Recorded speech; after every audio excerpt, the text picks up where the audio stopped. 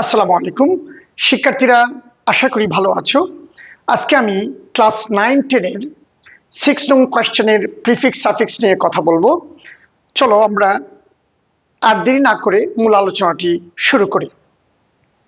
সবার প্রথমে আমাদের কোয়েশ্চেনের ইনস্ট্রাকশনটা চলো আমরা একটু মনোযোগ দিয়ে পড়ি। ইনস্ট্রাকশনে লেখা আছে যে complete the text adding suffixes prefixes or the both with the root words given in the parenthesis. অর্থাৎ এখানে আমাকে তিনটা কাজ করতে হবে। একটা হচ্ছে সাফিক্স অ্যাড করতে হবে, দুই নম্বর হচ্ছে প্রিফিক্স, আর হচ্ছে বোথ। আমাকে তিনটা কাজ করতে হবে। তো ছোট করে আমরা একটু আলোচনা করি সাফিক্স কি, প্রিফিক্স কি এবং বোথ কি। দেখো, একটা এক্সাম্পল হিসেবে আমি একটা ওয়ার্ড তোমাদের সামনে লিখছি, অনেস্ট। আচ্ছা, এই শব্দটা হচ্ছে আমার রুট ওয়ার্ড। রুট ওয়ার্ড মানে কি? মূল শব্দ। যে শব্দটাকে ভাঙলে তার কোনো অস্তিত্বই থাকবে না, শব্দটাই টিকে থাকবে না। তো এরকম রুট ওয়ার্ডের সামনে যদি আমরা letter or group of letter যদি আমরা ফিক্স করি, অর্থাৎ প্রিফিক্স, প্রি মানে কি? পূর্বে। পূর্বে যদি আমরা ফিক্স করি, তাহলে এই ফিক্স করা লেটার অথবা গ্রুপ অফ লেটারই হচ্ছে আমার prefix. For example, dis honest, তাহলে আমার হচ্ছে ডিসটাই হচ্ছে কি আমার এখানে প্রিফিক্স।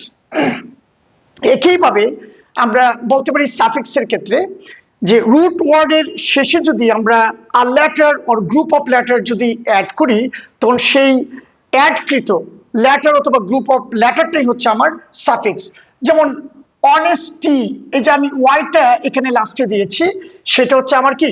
সাফিক্স। বাংলাতে এটাকে বলা হয় প্রত্যয়। এখন বোথ হচ্ছে যখন এই রুট শব্দের পূর্বে এবং পরে উভয় অংশে যখন আমি যুক্ত করব, তখন এটা হবে আমার বোথ। তাহলে আশা করি তোমরা অল্প কথায় বুঝতে পেরেছো। এখন আমরা যে এখানে পাঁচটা গ্যাপ আছে, এই পাঁচটা গ্যাপে কোথাও কোথাও প্রিফিক্স করব, কোথাও কোথাও সাফিক্স, আর কোথাও প্রয়োজনে আমরা বোথ করব। এখন এটা করার ক্ষেত্রে আমার কি জানা দরকার? অর্থাৎ 5/5 যদি আমি পেতে চাই, এই টপিকটাতে, এই আইটেমটাতে যদি আমি বস হতে চাই, তাহলে আমাকে কি জানা দরকার? আমার কি জানা দরকার? আমি বলবো মোটা দাগে দুটো জিনিস তোমাকে ভালো করে জানতেই হবে। এক নম্বর, এই টেক্সটার, যে কোনো টেক্সট তোমার দিবে, সেই টেক্সটার বাংলা অর্থটা কিন্তু ভালো করে জানতে হবে, তার কোনো বিকল্প নাই। এক। দুই নম্বর হচ্ছে আমাকে পার্টস অফ স্পিচ সম্পর্কে আইডিয়া রাখতে হবে। এখন কথা হচ্ছে, পার্টস অফ স্পিচ আমরা সবগুলি কি আইডিয়া রাখবো, নাকি তার মধ্যে থেকে নির্ধারিত কিছু পার্টস অফ স্পিচ আছে, আমরা সেগুলো আমরা মাথায় রাখবো বা আমরা আইডিয়া রাখবো? তো এই ক্ষেত্রে আমি বলবো যে এখানে তোমার চারটা পার্টস অফ স্পিচের ইউজ হয়। তার মধ্যে হচ্ছে নাউন, তারপর হচ্ছে ভার্ব, অ্যাডজেক্টিভ আর অ্যাডভার্ব। এই চারটা পার্টস অফ স্পিচের বাইরে কিন্তু এখানে কোনো অ্যান্সার হবে না। তো এইগুলোকে বলা হয় ওপেন ক্লাস অথবা তোমার বেসড ওয়ার্ড।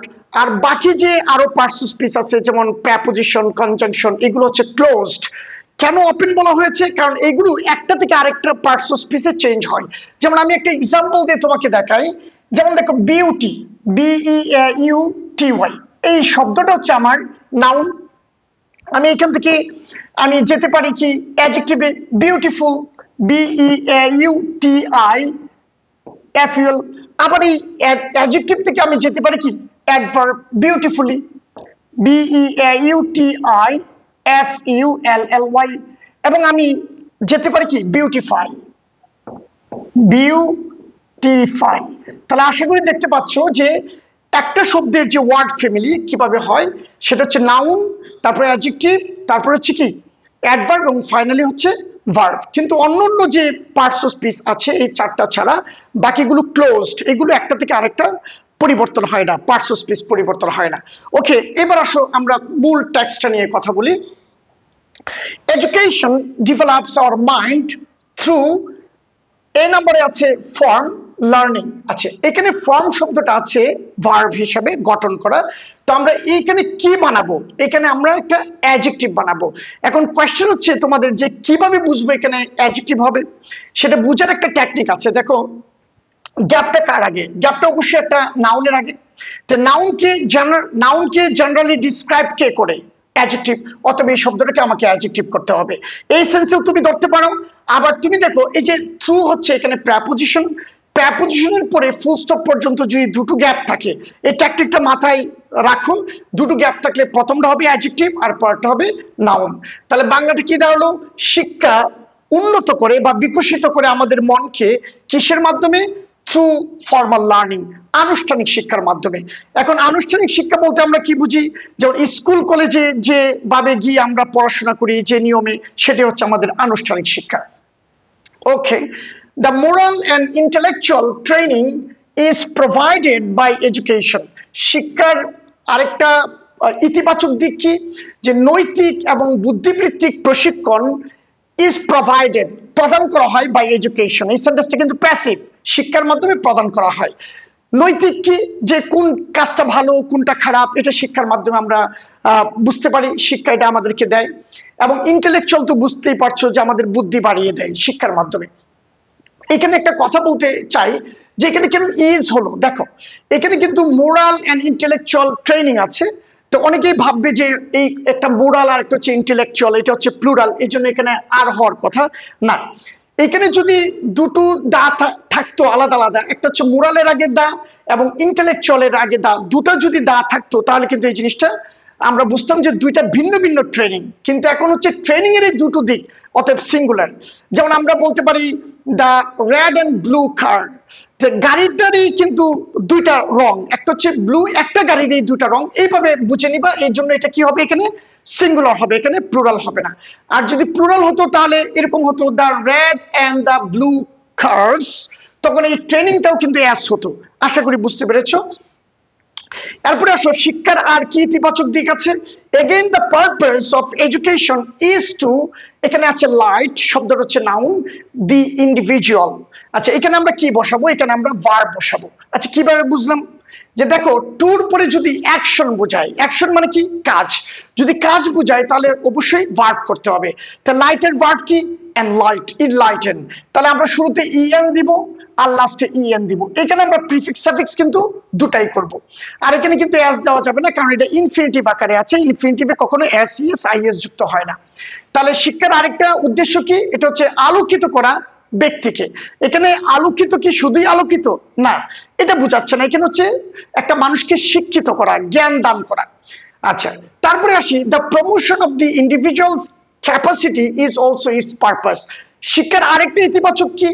সেটা হচ্ছে ইন্ডিভিজুয়ালস ক্যাপাসিটি, ব্যক্তির সক্ষমতার উন্নয়নও হচ্ছে শিক্ষার উদ্দেশ্য। এখন ব্যক্তির সক্ষমতা বলতে আমরা কি বুঝি? ব্যক্তির সক্ষমতা বলতে বুঝি যে একটা মানুষের ব্রেইনের বুদ্ধি এবং ধারণ ক্ষমতা, এটা শিক্ষার মাধ্যমে কিন্তু এটা প্রমোশন হয়, মানে উন্নত হয়। এই জিনিসটাই কিন্তু এখানে ক্যাপাসিটি বোঝাচ্ছে। ফর এক্সাম্পল, তুমি আগে একটা ছোট প্যারাগ্রাফ বুঝতে না, এখন এটা তোমার বুঝার ক্যাপাসিটিটা বেড়েছে, সেটা হচ্ছে শিক্ষার তোমার উন্নতি। তারপরে আসো, education ennobles our minds and refines our sensibility.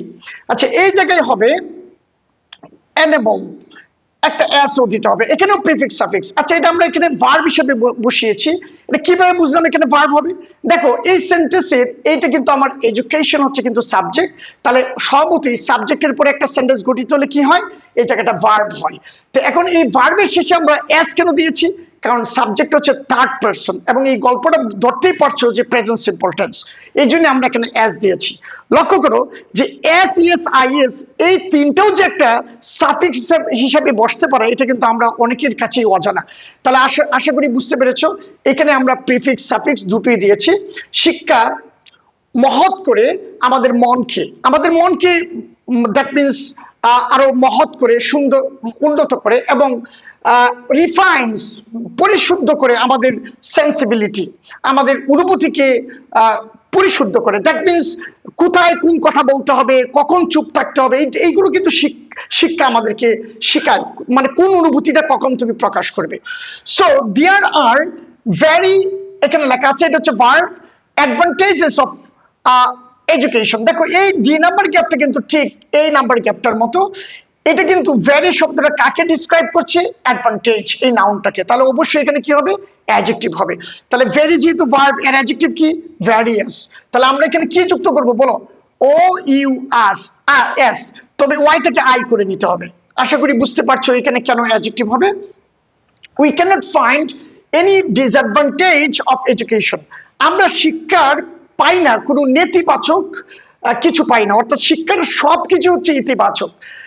In the present world, বর্তমান বিশ্বে, নো স্পেস ডেভেলপ লেখা আছে ইজ পসিবল উইদাউট এডুকেশন। বর্তমান বিশ্বে কোনো উন্নয়নই সম্ভব নয় শিক্ষা ছাড়া। তুমি স্বাস্থ্য ক্ষেত্রে উন্নয়ন করতে চাও, প্রযুক্তির ক্ষেত্রে, সর্বক্ষেত্রে কিন্তু তোমাকে তোমার শিক্ষা লাগবে। তো আসলে আমরা এখানে কেন ডেভেলপমেন্ট বসিয়েছি, নাউন বসিয়েছি, এই নোটা একটা কিন্তু ডিটারমিনার। ডিটারমিনারের পরে কিন্তু ভার্বের আগে, ডিটারমিনারের পরে এবং ভার্বের আগে যদি একটা শব্দ থাকে তাহলে এটা কি হবে, নাউন হবে। তাহলে ডেভেলপের নাউন কি, ডেভেলপমেন্ট। আশা করি বুঝতে পেরেছো। The prosperity of a country depends on proper education of the people. দেখো এই সেন্টেন্সে ভার্ব হচ্ছে, একটা গ্রুপ ভার্ব আছে যে ডিপেন্ডস অন। তাহলে একটি দেশের সমৃদ্ধি বা উন্নতি মানুষদের যথাযথ শিক্ষার উপর নির্ভর করে। এবার আসো, আমি এই জায়গাটায় সব ব্যাখ্যা করে লিখে দিয়েছি। আমি আস্তে আস্তে স্ক্রল করছি যাতে তোমরা বুঝতে পারো বা স্ক্রিনশট নিতে পারো। এখানে প্রত্যেকটা কিন্তু ব্যাখ্যা আছে, খুব সুন্দর করে ব্যাখ্যা আছে, এটা মনোযোগ দিয়ে পড়বা। আমি যা যা বলেছি সেটা লিখিত ফর্মে আছে এখানে। অবশেষে আমি লাস্ট ক্লাসের দিকে আমি চলে আসছি। দেখো আমরা এখন ওয়ার্ড ফ্যামিলি শিখবো। আমি আগেই বলেছিলাম একটা সেম ওয়ার্ডের কয়টা পার্টস অফ স্পিচ হতে পারে, ভেরিয়েশনটা 4টা।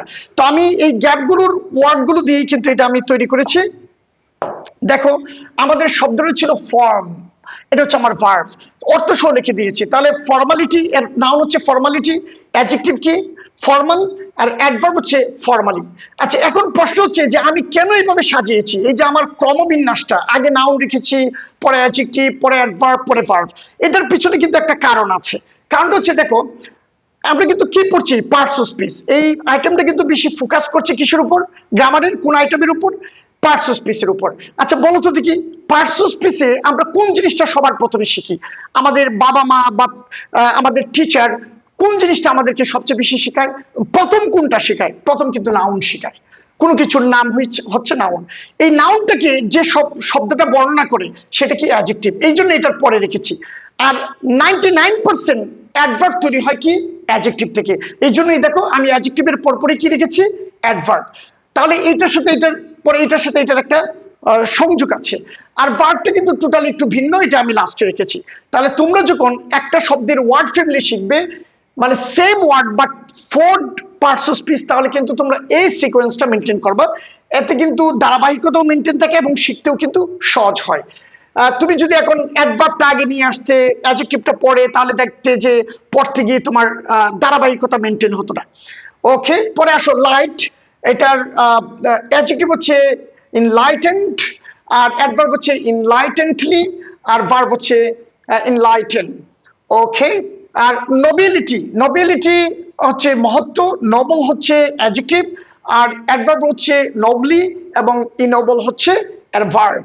পরে আসো ভ্যারাইটি, ভ্যারাইটি এর অ্যাডজেক্টিভ হচ্ছে ভ্যারিয়াস, এর অ্যাডভার্ব হচ্ছে ভ্যারিয়াসলি, এবং এর ভার্ব হচ্ছে ভ্যারি। লাস্ট ওয়ার্ড হচ্ছে ডেভেলপমেন্ট, হচ্ছে নাউন, আর এর অ্যাডজেক্টিভ হচ্ছে ডেভেলপমেন্টাল, আর ডেভেলপমেন্টালি, আর লাস্ট হচ্ছে ডেভেলপ। আশা করি শিক্ষার্থীরা তোমরা আমার এই ক্লাসটা মনোযোগ দিয়ে শুনেছো এবং বুঝতে পেরেছো। ক্লাসটি শেষ করার আগে সেই আগের কথাই বলতে চাই, যদি তোমরা ক্লাসটি ভালো করে বুঝে থাকো তাহলে অবশ্যই লাইক, কমেন্ট, সাবস্ক্রাইব করতে ভুলবে না। এবং সাথে সাথে আরেকটু কথা বলতে চাই যে এই ভিডিওটা বেশি বেশি শেয়ার করো, যাতে করে তোমার ফ্রেন্ডস এবং যারা গ্রামগঞ্জে আছে তাও যেন এই ভিডিও থেকে উপকৃত হতে পারে। আবারও তোমাদের সাথে দেখা হবে অন্য একটি ভিডিও নিয়ে। তোমরা ভালো থাকো, সুস্থ থাকো, সেই কামনায় আল্লাহ হাফেজ।